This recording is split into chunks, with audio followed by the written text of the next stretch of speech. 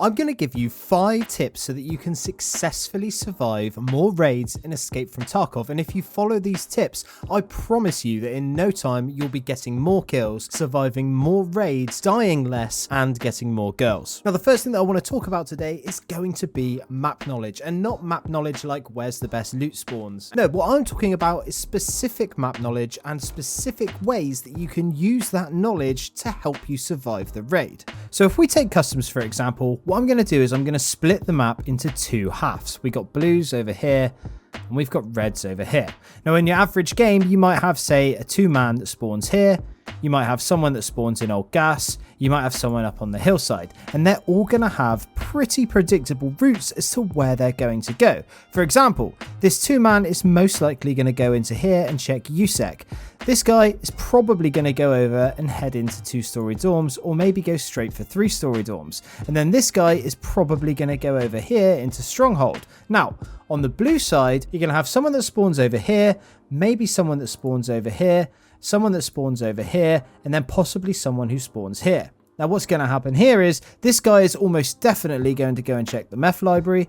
This guy is going to go into dorms and he's going to meet with this guy, or he might go into 2-story dorms and he's going to meet with this guy here. And then this guy's going to check Big Red, and then say you're here, you have a decision to make. If you absolutely need to go into Big Red for a task, then that's probably a good idea. However, if surviving is your main focus here, I would suggest you bypass it. Now, if you go over here, you can take the route down here, and if this guy has gone into meth, you will have heard him shooting scavs in this area here.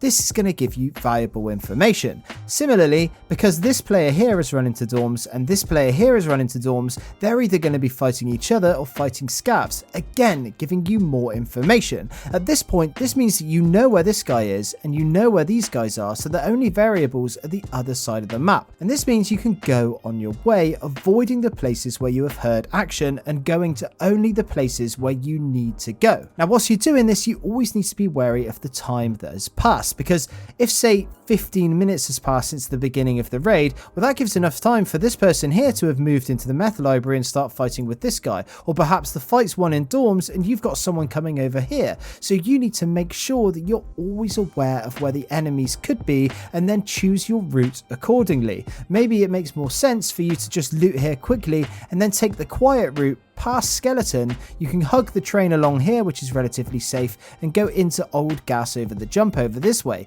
This person is long gone, and the only person you're going to have to worry about then is this guy, but the chances are this guy's probably going to have gone to new gas and then maybe onto dorms or onto Skeleton. The thing is, there's always going to be variables and you can never predict exactly how the game is going to flow, but if you bear these things in mind and you know the different loot spots and you know the spawn spots and you know that the people on the red side have to get over to the extracts on the blue side and vice versa, and what this tends to mean is that you end up with a fight right here in the middle that's going to be between the 2 people somewhere where they meet.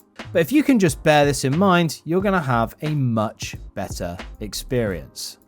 Number 2, trust your guts. For any paranoid schizophrenics out there, this one's going to be like bloody catnip to you. What I'm basically saying is, if you think you heard someone, you did. If you feel like someone is watching you, they are. If you're not sure if that door is usually locked, it probably is. What I'm basically trying to get across to you is that although these things might not actually be true, if you always act like your gut is right, you're going to come out on top 9 times out of 10. If something doesn't feel right, there is absolutely no need for you to stay on course and stick with what you're doing. If you feel like you're being watched, if you feel like you're being followed, be more unpredictable and change the way you're playing until you feel comfortable. If you're keeping yourself guessing, then that means that you're going to be able to keep other enemies guessing. So many times in Escape from Tarkov, people get complacent and they just run, they shift W and they run straight head on into danger. If you're a little bit more aware and you're a little bit more in tune with what your gut is telling you, I promise you're going to survive so many more raids. Next, I want to talk to you about aggression.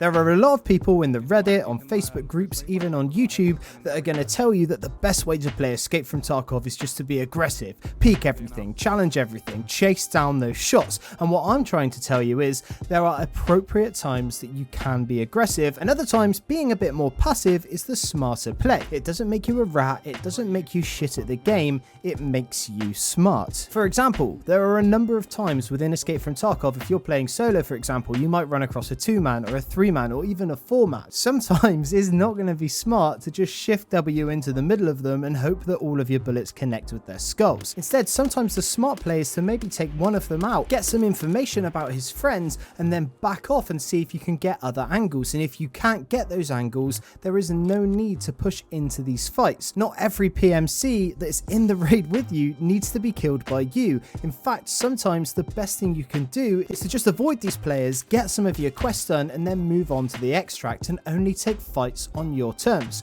Now, sometimes aggression is needed, and sometimes it's actually the favorable play. Or if you've been playing Tarkov for a while, you'll be aware of some of the issues that we are faced with this game. One of which being the servers that we play on, and as a result, the incredible amounts of desync that you're experiencing when you're playing this game. All of this means is that in certain situations, you are going to get what we call a peeker's advantage. So if you have an enemy that's holding you on an angle, sometimes the best play to do is just peek it really quick and fire off a few shots, maybe even pre-fire. About 50% of the time, those bullets are actually going to connect with them before they even see you move, and this is all due to the desync. Now, I'm not saying that you should exploit the bad servers, I'm just saying if you don't, they will. Next, I want to talk about the weight system in Escape from Tarkov. The weight system can come across quite convoluted, but the upshot of it is the more stuff you have on you, the more heavier you're going to be, and the heavier you are, the less maneuverable you are, the easier you are to hit because you're moving slower as you're running through the map, and the louder you are when you're actually walking through the map, so people are going to hear you coming. As a result, sometimes this means actually taking less is the better idea.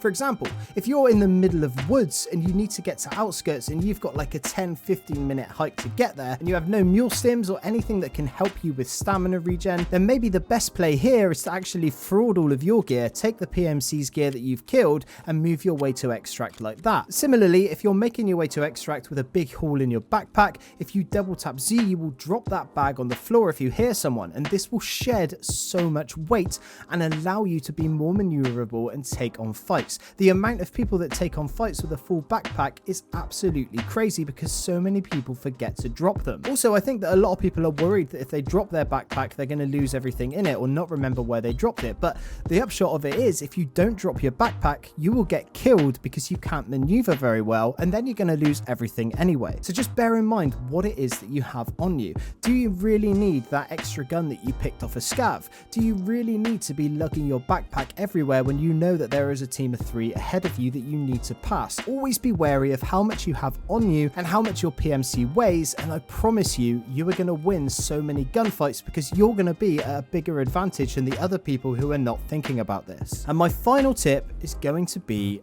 relocate. After you see someone, if you take a shot, whether you kill them or not, you always have to relocate. Never peek from the same angle twice. The way that gunfights in Tarkov tend to work is you have two people that meet each other, you take a few shots, and then there's a sort of stalemate period where you don't know where either of the other people are. And 9 times out of 10, both parties are going to be staring at the last known location of the enemy. So with that in mind, if you get yourself into any sort of situations where you drop one of a duo, one of a trio, or maybe you just take a few shots and miss, almost always the most sensible play is to back off, say 100 meters, and then swing round to the left or right of that enemy. And I promise a lot of the time you're going to catch that guy side on looking at exactly where you were when you ran away. But anyway, that about sums it up for this short little video on how you can survive more in Escape from Tarkov. I really hope that some of you found this useful and that some of you didn't think about these tips beforehand. Now, for those of you who have watched my videos for a while, you'll know that I love to see who sticks around until the end. So if you're still here, I'd like you to let me know by answering this question down in the comments. Would you rather have no ankles or no wrists? Anyway, that's it from me today. I'm Average Joel. Peace.